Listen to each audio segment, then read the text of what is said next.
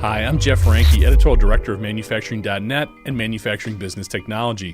Welcome to Security Breach. As the world of cybersecurity continues to spawn new threats and present the industrial sector with increasingly complex prevention, detection, and response needs, we're seeing similar advancements on the white hat side of things. In an effort to combat the tactics of hackers and ransomware scammers, technology providers are stepping up with new tools and strategies. An example is Automated Control Concepts and their AiRAID OT Cybersecurity Device. AiRAID is described as a cyber physical security device designed specifically for industrial OT systems. The self-contained unit utilizes AI-fueled threat detection techniques to continuously monitor the operating environment for abnormal behavior. It also uses a series of decoys and lures to mislead attackers in ways that allow them to be identified. In turn, the enterprise under attack can respond appropriately. I was able to catch up with Daniel Ward, Director of Cybersecurity and IIoT at the Rockwell Automation Fair last November. In addition to talking about AiRAID, we discussed some of the biggest trends impacting industrial cybersecurity and why Daniel feels the industrial sector's state of cyber defense would pull a D+ grade. We've been really focused on, how do we provide more value, right, for our customers and look at, the current landscape right now in this IT for OT space, as we call it. But, how do we drive that vision, but also, really specifically target a lot of gaps that I see personally, right, in the industry right now, which is really kind of how we came, up with AiRAID. Looking at kind of a lot of the cybersecurity products, a lot of the perspectives, everything was very high level, right? So, we're talking from a software perspective, right? We're looking for external threats. We're trying to mitigate a lot of those things because, fundamentally, there's a lot of concern, right, about external threat actors, right? But what does the data show us, right? Well, it's not really people getting in from the outside, right? It's more taking care of the inside out. And, obviously what hasn't helped is, like the Oldsmar incident, Colonial Pipeline, all the big ones lately, which in a lot of cases were really crimes of opportunity, right? So, just lack security controls, not really fully, I think, implementing, right, a full-scale framework, right, that traditionally we would see on the enterprise side, right, but we typically tend to rail against on the OT side because it impacts, right, our ability to do our job. So that's kind of where we try to fit ourselves. So before we get into AiRAID, I want to talk a little bit, as an integrator, you must have seen a lot of these things that are being exposed as vulnerabilities right now and made more, you must have seen this coming. Yeah. With all of the integrations you were doing, with the growing number of connections and more connected equipment. What was your thought process during that time, I guess, as you're seeing more connectivity, not exactly security keeping up with the pace of all of that advancement? Yeah, frankly, it was a disaster waiting to happen, right? And that's been kind of, the bigger issue overall, which is, clearly we see, right, all these devices becoming Ethernet connected. The industry in itself, and a lot of folks in the industry have kind of pushed back against, that level of connectivity. But it's been one of those things. It's an unstoppable, right, object, and what they thought was an immovable wall really wasn't, right? So, they had to get out of the way of that progress because the business obviously is the one driving a lot of these initiatives. So, me as a controls engineer, if I'm sitting down below, I'm saying, no, we can't do this, it's not a good idea. Well, guess what? The business, right, needs all this data, right? We need to process all this. We need to, we need to understand, right, where our inefficiencies lie. So, yeah, it was definitely concerning to me, and especially, as kind of going back to my Rockwell days, right, and being an instructor, realizing the gap, right, that was there. Because, I've had a lot of students over the years that are just like, I've been tasked to do this, and I don't know what I'm doing. And I have to, you have to stand back and be like, well, we're going to help you get there, right, number one, right, that's goal number one. But number two, is we're not really addressing this, right, in the industry kind of writ large. So, how do we address it at all, right? Obviously, you run into these situations all the time too, where, look at how a lot of these facilities run, right? Skeleton crews. You might have one or two controls folks on staff.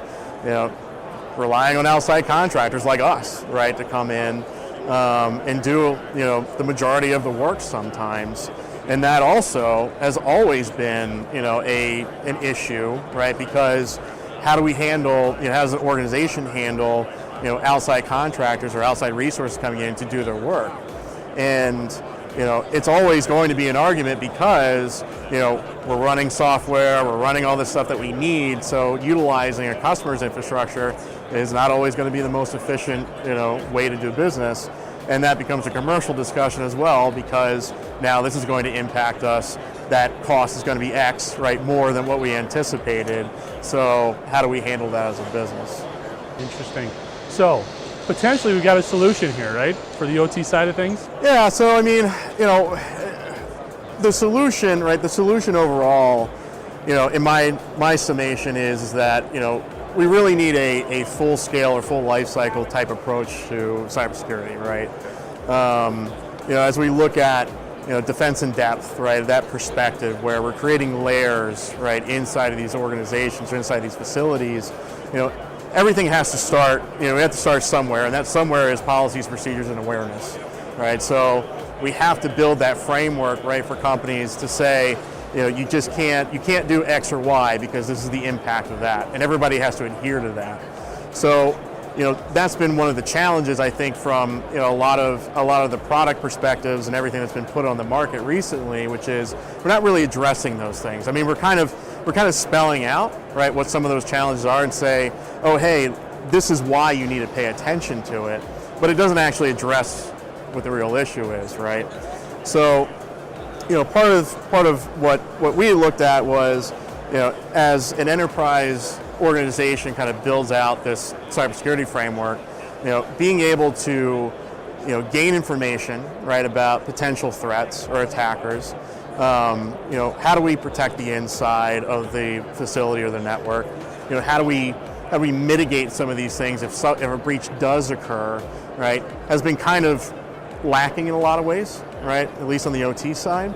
So that's kind of where we came up, right, with this product, right, that can sit inside the facility and address, right, some of those challenges, right? So for us, it's definitely a way to provide a lot more value, right, from a cybersecurity approach to our customers, but also is another way to help drive the conversation to say, this is what you're facing. Right, and now we can actually provide some data and some visibility around that, and get them to understand. Look, this is just one step out of many that we need to take. So I want to revisit that conversation and the dynamics of that. But first, why don't you tell us a little bit about AiRAID? Yeah, so AiRAID, AiRAID is kind of built on this whole security by deception approach, right? In any type of secure framework, right? We want to have the ability to have attackers go after something that is a little bit low-hanging fruit, right? So, as we kind of really lay out, right, the framework of the environment, we have process equipment that's running, actually running equipment. We have servers that are, interacting, right, with that process equipment. And as an attacker, right, my first goal, beyond the reconnaissance piece and really information gathering, right, is to say, what is out there, right, that I can specifically target, right? So usually, during the reconnaissance phase, I'm going to go on, let's say, LinkedIn, right? I'm going to look at what job postings you have. You're hiring for a controls engineer. You got to know Rockwell, right? You got to know Siemens. You got to know this, that, and the other thing. Well, that gives me a targeted approach to what I have to be concerned about, right, as an attacker, right? So I'm going to focus my efforts on that. So in reality, right, if I do manage to get into that network, right, I've got to figure out, hey, these devices, this equipment is going to be the easiest target for me to try to leverage, right, an attack scenario. So, because it's not just because I'm lazy, right, but I am, but it's also a time thing, right? So I don't want to spend more time in that environment than I need to. So what we're doing is, right, we're providing that low-hanging fruit or intentionally vulnerable, right, devices that is real hardware, it's a real environment, right, that is kind of that glowing red beacon for an attacker that says, this is what I want to target first, right? It's the lowest hanging fruit of the hanging fruit, right, in the facility. So, if we see, right, somebody that's actually trying to compromise that system in any way, right, we're going to get alerted, we're going to get alarmed, and we're going to work with that customer to say, we have an indicator of compromise, right? Somebody is in this system or somebody's manipulating the system in some way that we don't expect, right? So therefore, something is going on that we have to help investigate. Okay. So how does that integrate? How does it connect? Is it software? Is it hardware? What is it? Yeah, so it is a fully cyber physical system, right? So we're using both, right? So one of the bigger challenges, of course, is people talk about, well, outside access. We don't want an internet connection, blah blah blah. We have other pathways that we have to go through if we want to push data out. The system is actually physically disconnected, right, from a network perspective, right, to provide that alerting or alarming to us, right? So we're communicating back and forth via physical signals, right, between our equipment. So that is our indicator of compromise. So that, let's say, again, we have somebody inside the environment, right, they've compromised that system in some way. That system is actually sending signals to a separated piece of hardware and software in that system, right, to provide that alerting and alarming. And then we're going to use that information, right, to investigate the situation, but also isolate, right, that equipment that's actually connected to the customer's network physically, right? So it'll shut itself down so if somebody does compromise it, it's not another vector of attack on the network. So when it's connected, is it connected, would you have multiple units for each individual piece of work cell or piece of equipment? So it really depends on what the customer's infrastructure looks like, right? So one of the values of this system is that we are making it look like a piece of equipment inside that facility. So it's not going to look like it's out of place, right? So let's say, you have a bakery, right? You have ovens, you have proofer machines, you have all this other, conveyor systems, things of that nature. We can make the system look like a piece of that equipment, right? So inside of either a control panel, right, type design, or we can actually, integrate it inside of a rack mount unit, right? If your IT department wants that type of form factor, right, we can do that as well. But it's simply completely self-contained, right? So we have multiple pieces of hardware, right, and software inside that box that's basically a standalone process system, right, when it comes down to it. Every piece of that infrastructure or that facility's infrastructure effectively is going to be mirrored in that panel. So where do you see the majority of these OT attacks coming from? Are they starting in the IT stack and working their way there, or are they going right after the equipment and the OT network? Yeah, I mean, it's everything. I mean, the data tells us, right, that the majority of these incidents start from inside, right? One of the big things, obviously, in recent years is preventing the traversal, right, of data, right, implementing DMZs, firewalls between these systems, and that's going to help, right, protect that data flow, right, and prevent those issues from the IT creeping in, right, or the OT creeping out. But fundamentally, if we look at where most of those threats come from, it is, from the inside. It's compromised laptops. Somebody's taking a laptop home, and usually we have administrator rights on our laptops because the software demands that we do. We don't use, a non-administrator account on that laptop most of the time. So, that system, we download nebulous software off the internet for old equipment that we might not have access to and stuff like that. And that is, basically that vector, right? That's that attack surface that is really the bigger concern that we have, right? Interesting. I want to circle back to something you said before about the conversations that you have with manufacturers, either when you're an integrator as well as now. Yeah. What's the tone of that conversation like? When you lay the facts out, do they respond to it? Do you have to scare them a little bit and let them know how serious this can be, or what is that like? So, there's a term FUD, right? Fear, uncertainty, and doubt, right? And that unfortunately has been kind of the driver for a lot of conversations already, right? That a lot of people have been exposed to.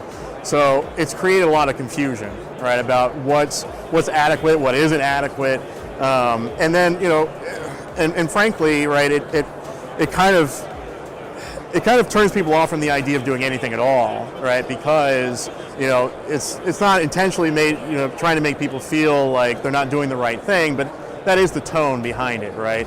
Like, what you've been doing is wrong, we need to fix it, right? So, that doesn't necessarily help galvanize people towards, your position. So, I mean, a lot of the conversations I have are very frank, right? Very frank, just matter-of-fact conversations. I'm not trying to scare anybody because, from another perspective, right, what do I really have to be concerned about as a manufacturing customer, right? I might be a bakery, right? So that bakery is not going to be worried about, just a nation-state threat, right? A la Stuxnet, right?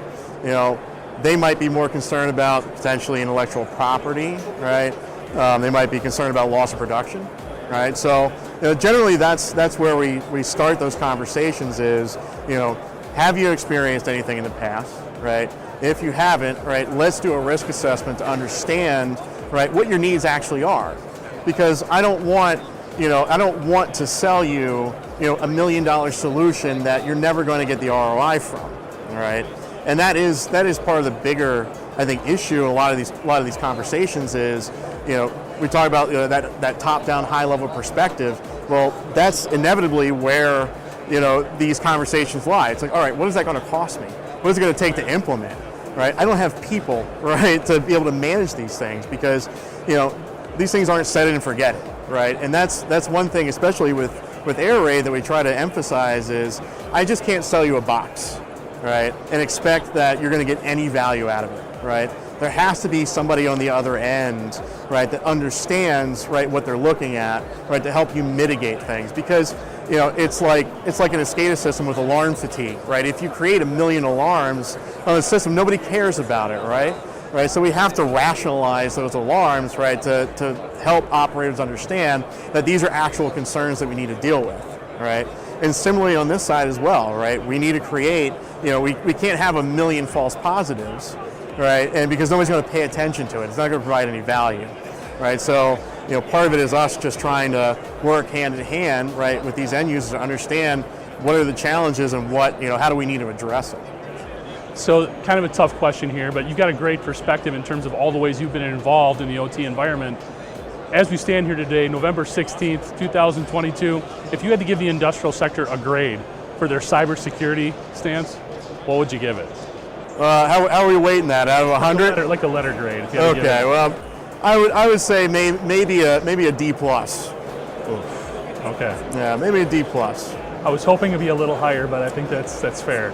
Yeah, I mean, I try to be pragmatic, and I don't really subscribe to magical thinking either, right? I mean, it's the reality of the situation is yeah, we're definitely in a much better position than we were 5 years ago, but we're still not really addressing a lot of the root causes of these problems, and frankly, I mean, we're not really seeing a push.